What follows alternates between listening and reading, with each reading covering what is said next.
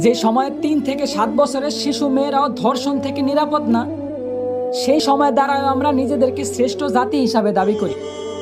যে সময় free mixing ভাবে পড়ালেখার কারণে বিভিন্ন জায়গায় শিক্ষক দ্বারা ছাত্রীরা ধর্ষিত হইতাছে, সেই সময় দ্বারাও আমরা শিক্ষার মানদণ্ড নির্ণয় করি।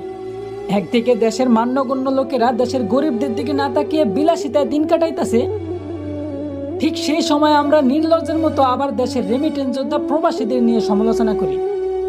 হ্যাঁ, এই সময়ও দেশের প্রধানমন্ত্রী একজন মহিলা, কিন্তু তারপরেও দেশের মা বোনদের আমরা ধর্ষণ থেকে বাঁচাতে অসক্ষমতা প্রকাশ করি। বলি মুসলিম দেশে বিধর্মীরা হত্যাকাণ্ড চালায়, তার কোনো বিচার নাই। সংখ্যায় বেশি আর দেশটা মুসলমানদের হওয়া সত্ত্বেও প্রতিবাদ করার মতো কেউ নাই। আসলে আমি মনে করি কি ভাই, আমাদের দেশে ইসলামের পক্ষে সঠিক বিচারই নাই।